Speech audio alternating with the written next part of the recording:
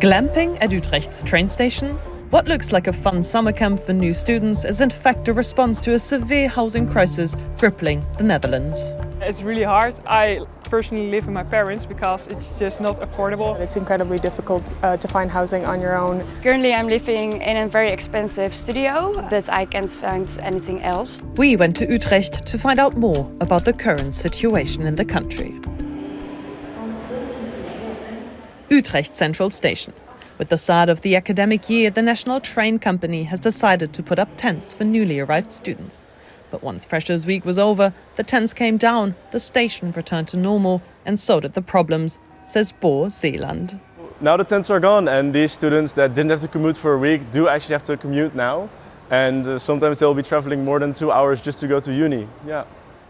Born in Utrecht, Bo now works for the National Students' Union and knows exactly how tough the housing market has become. Rents rose by more than 5% in just the past year. Bo feels it himself. €700 a month for just 9 square meters in a shared flat in Amsterdam. Every month when I pay the rent to my landlord, I do feel like, wow, you get so much money just for owning a house. In like a housing crisis, that's where we're able to extract so much money from it. So it also makes me quite mad. Yeah, that's also where the energy comes from to be doing so much with tenancy rights and helping and housing advocacy. Once a week, he works at the Student Housing Hotline, set up to help Dutch and international students find a room and learn about their rights. By far the most common question, unsurprisingly, is people asking how to find a room. But next to that, we also have a lot of questions about people not getting their deposits back or people being not sure whether their contract is legal. But what we also see really rising is the amount of scams on, for instance, room finding sites where people think they are renting a room, but it turns out to not exist. The situation is getting worse. On one housing website, the average asking price for a room in Utrecht is now around €800 a month, he tells us. For most students, that's only manageable with parental support, a loan or a job alongside their studies. At Utrecht University, the new academic year is just beginning. Through the excitement of a fresh start, many students are already feeling the strain of the housing crisis. Pretty unsettling to commit to doing a master's here without having secured housing. I also have a couple of course mates that had to drop the classes because they could not find anything. Ramon Ellenbroek works for Utrecht University and supports students in their search for housing. He's been proud of the university's global reputation, attracting talent from around the world. But today, that reputation is overshadowed. Even if international students have received a place here in Utrecht and they don't have housing, we would actually advise them not to come.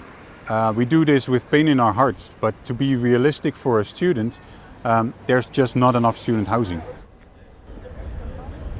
Utrecht University says it wants to help, but its hands are tied. By law, it cannot provide student housing. The responsibility for building new homes lies with private companies and the city. What we do to tackle the problem, of course, it's build new houses. The city is growing approximately with 3,000 new houses per year. And if you look at the year 26, it is growing with 1,500 houses for students. We need support from the national level, and that's quite a challenge at the moment. A challenge because the Dutch government has fallen apart again. Now elections are looming. And like in many other countries in Europe, the number one topic is the housing crisis. In recent years, Dutch public housing corporations have built only half as many homes as promised. An estimated 400,000 houses are missing. This will keep Bo busy working at the Students' Union helpline.